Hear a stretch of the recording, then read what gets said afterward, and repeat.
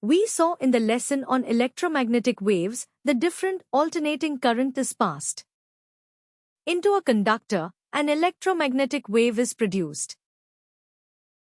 We also saw in the lesson on wave modulation that if a second less powerful current is also passed into that same conductor, then intelligence can be passed with the electromagnetic wave. This is the fundamental basis of radio communication. An important part of this process is the antenna or aerial, which is the conductor. One antenna is needed for transmitting the message and one is needed for receiving the message. Before reaching the transmitting antenna, the message, perhaps a voice, is converted into an electrical message. This modulating signal is mixed with the carrier wave and then transmitted by the antenna. After reaching the receiving aerial, the signal has to be amplified because only a fraction of the original current will be received, the remainder being lost in the ether. The amplified signal is then demodulated. In our example to speech, which is conveyed through a speaker, the size, the shape and the material of the antenna are all important.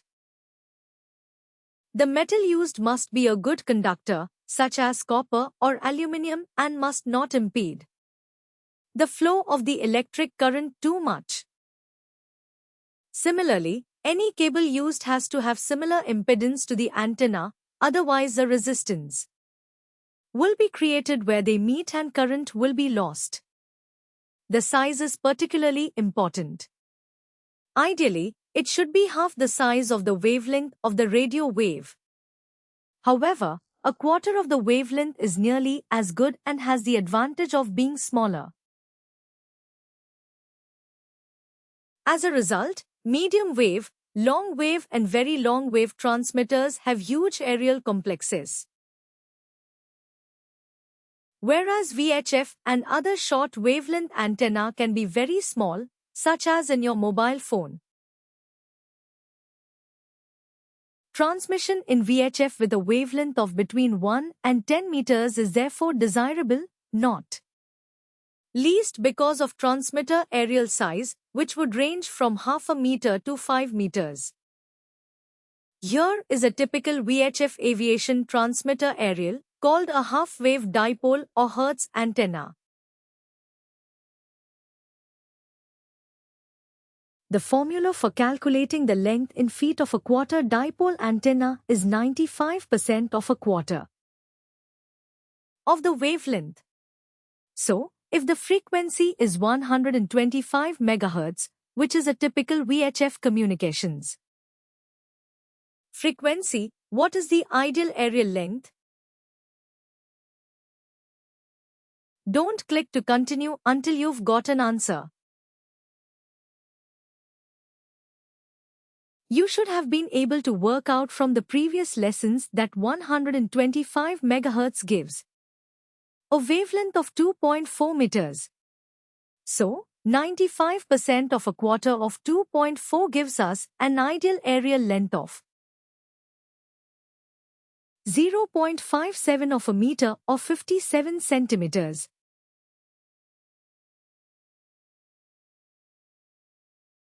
Let's look at a half-wave dipole. It is divided into two equal lengths, with each half connected at the center to a feeder cable, which carries the alternating current.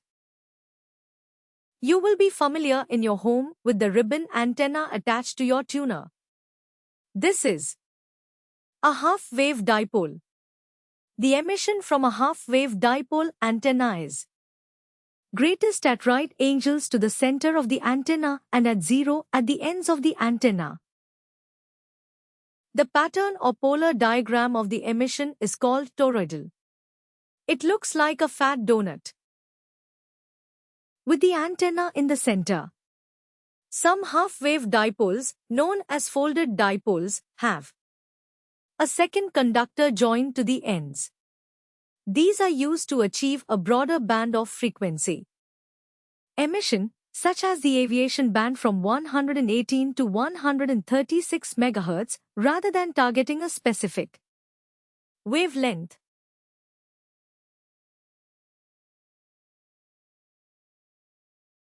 The other type of communication antenna we'll look at here is the quarter wave or Machoni antenna.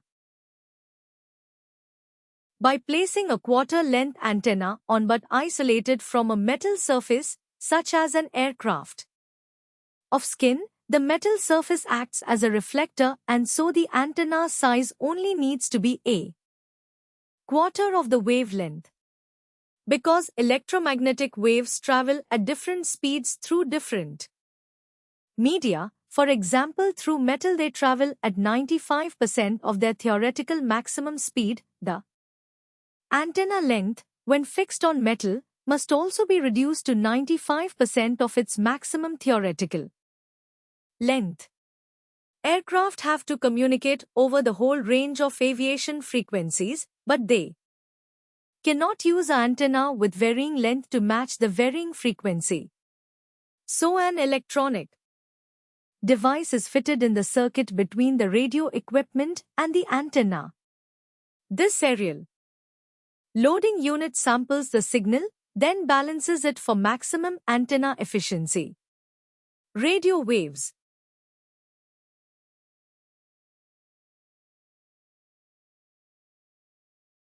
would normally travel in all directions from an antenna, but this would be wasteful for many systems such as radar and instrument landing systems, which need to be direction-specific.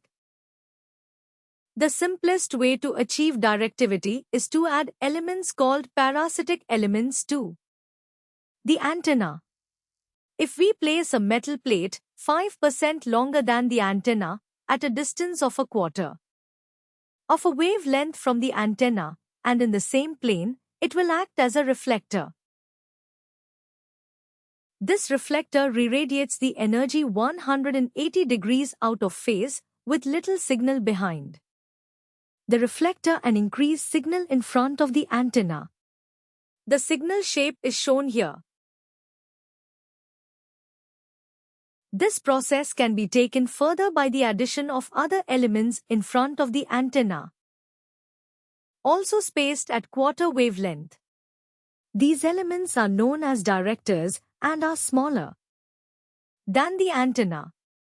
They focus the signal out of or into the antenna, giving a stronger signal than that which would be generated by a simple dipole. These antennae are called Yagi antennae, and they are commonly used for televisions.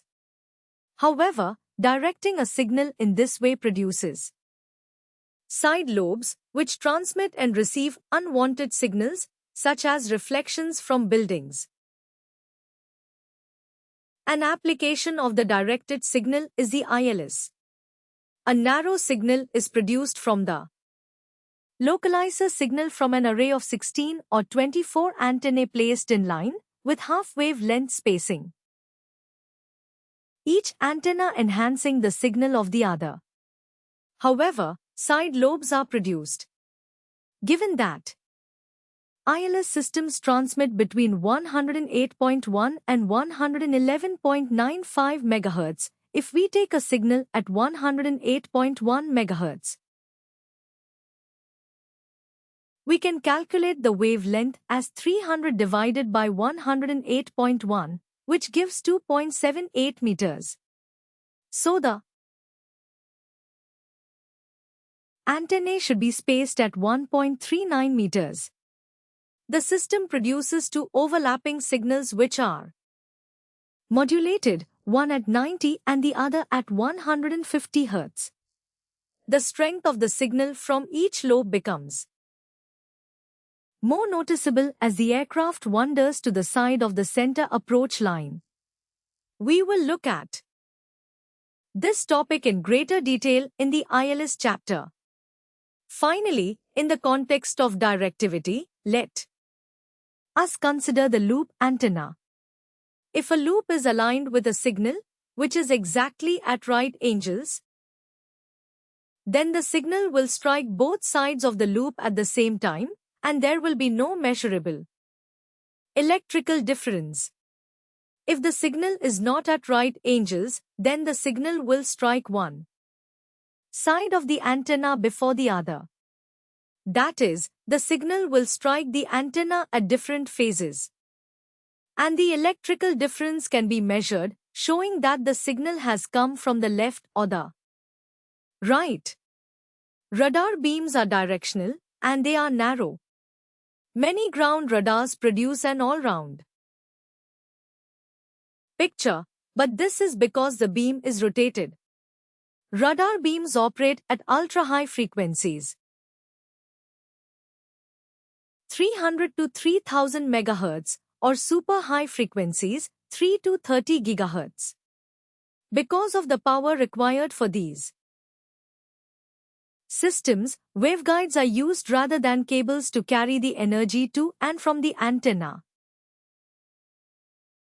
These are tubes or boxes, half-wave length in width, along which the energy zigzags. The waveguides may contain air which may be pressurized, or they may contain a vacuum. The most common type of radar antenna is the parabolic dish or parabolic cylinder. The shape of the dish is carefully constructed so that any point on it is equidistant from a point away from the dish, called the focal point. If the current is emitted at this focal point, all the waves to the parabola are reflected as parallel waves. Also, the path lengths FXA, FYB, etc. are all equal. Thus, the reflected wave is made up of parallel waves, which are all in phase, thereby producing a narrow beam of radio waves. Because the focal point is minute, the energy from the waveguide will cover a slightly larger area. And there will be some spillage of energy, which causes side lobes to be transmitted. These may cause radar returns from outside the target area of the main beam. A much smaller type of radar antenna is the flat plate or slotted planar array. We have seen with the ILS localizer antenna that if a series of antennae are spaced at half a wave length and are fed in phase, the energy from the antennae is enhanced. This is the principle of the slotted array antenna, and the energy is emitted from the multiple slots in the plate. This type has the advantage that the side lobes are smaller, thereby wasting less power. The RF energy is therefore concentrated into a narrow beam. It therefore needs less electrical power. This makes it a popular choice for airborne weather radars. Let's summarize this lesson. The size, the shape and the material of the antenna are all important. Antennae should be 95% of half or a quarter the length of the wavelength being transmitted or received. Half-wave dipoles are divided into two equal lengths, with each half connected at the center to a feeder cable, which carries the alternating current. Some half-wave dipoles, known as folded dipoles, have a second conductor joined to the ends.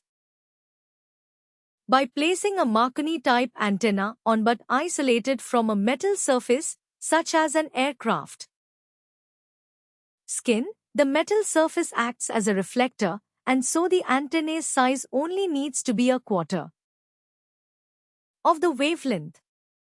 An aerial loading unit balances the dipole for maximum antenna efficiency. Directionality is achieved in the dipole by adding reflectors and directors.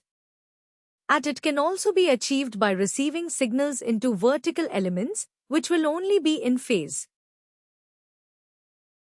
when the loop is at right angles to the signal direction. The most common type of radar antenna is the parabolic dish or parabolic cylinder. These suffer from side lobes. a much smaller type of radar. Antenna is the flat plate or slotted planar array. The side lobes are smaller and need less electrical power. This makes it a popular choice for airborne weather radars. This concludes the lesson on antennae. The next one looks at the Doppler principle.